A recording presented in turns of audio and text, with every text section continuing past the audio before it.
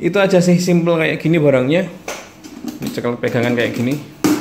Ini sudah beberapa kita bikin dan terus akan kita produksi yang model ini karena ini murah sekali.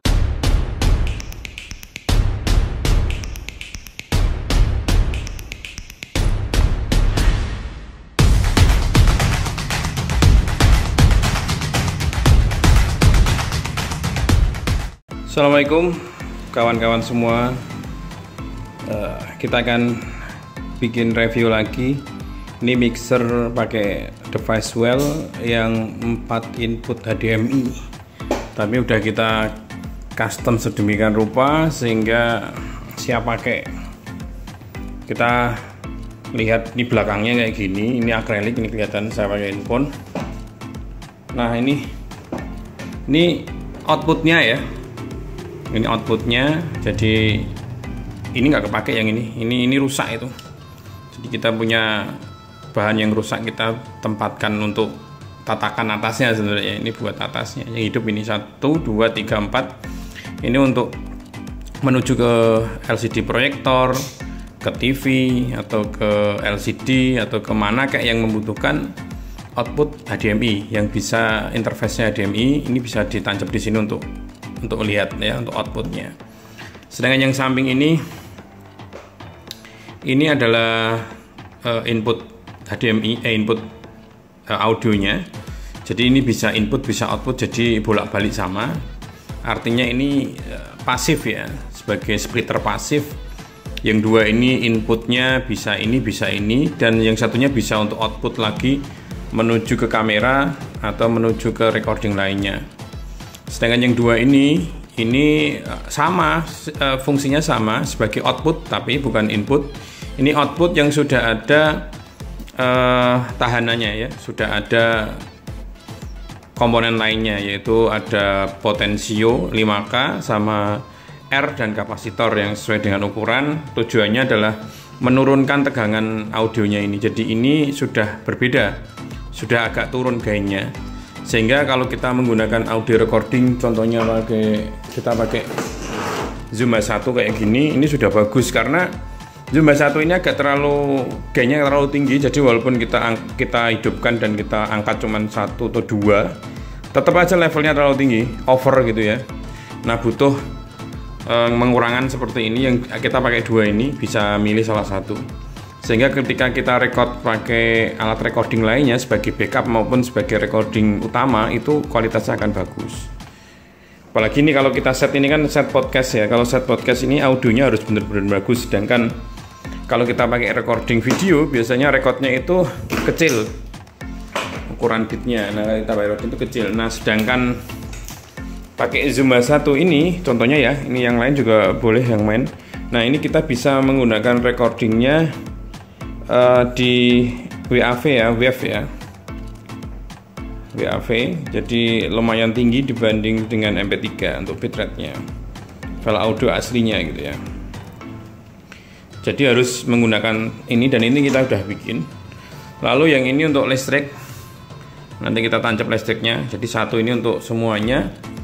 Yang di bawah ini, kalau yang di samping ini ada antena, ini adalah telinya. Jadi kalau teman-teman biasanya beli teli dari kita, box kecil untuk transceiver sama receiver 4 itu agak sedikit tidak rapi ya, karena tetap ketika kita di lapangan harus nancep lagi gitu, dan itu membuat tidak cepet ya, artinya tidak portable lagi, masih nancep custom gitu. Kalau yang model kayak gini kan dia sudah nempel semua, jadi kita nggak perlu harus merakit telinya, harus merakit splitternya, harus merakit audionya. Jadi ini mempercepat sebenarnya, untuk mempermudah teman-teman apalagi yang baru menggunakan mixer. Pakailah kayak gini, sesimpel-simpelnya ya. Jadi audionya tinggal nancep ini atau ini boleh. Yang ini untuk out, untuk yang menurun tegangan. Yang ini untuk outnya video ditampilkan ada 4. Lalu kabel ini sebenarnya kabel tegangan untuk si teli ini, jadi kita tidak butuh adaptor tambahan. Ini teli, jack telinya jadi ditanam di dalam semuanya.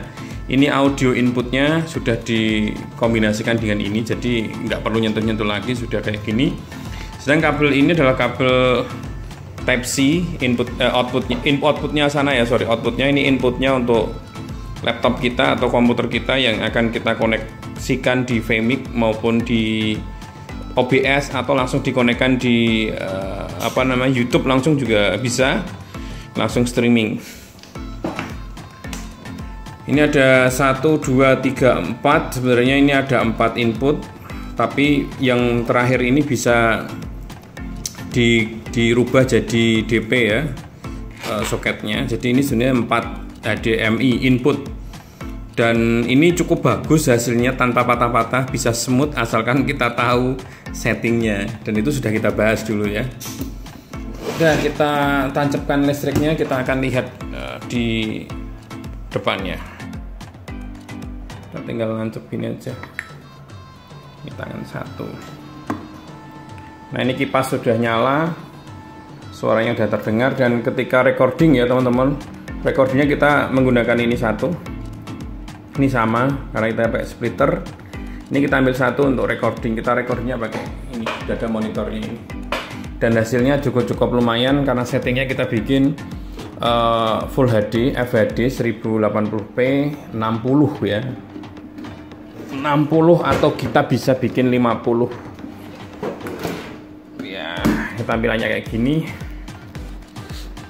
cukup lumayan agak berat karena sudah tertanam semuanya. Ini LCD monitor pakai laptop ya, LCD laptop tipis tapi jelas, dan ini 14 in ya, 14 in, dan semua bahan ini terbuat dari aluminium sama akrilik, jadi lumayan cukup awet nanti bahan kayak gini.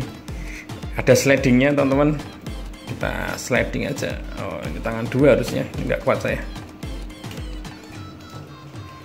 Sebentar, saya harus pakai tangan yang satunya. Ya, tadi ada kabel yang kecepet di belakang, jadi agak berat. Nah ini,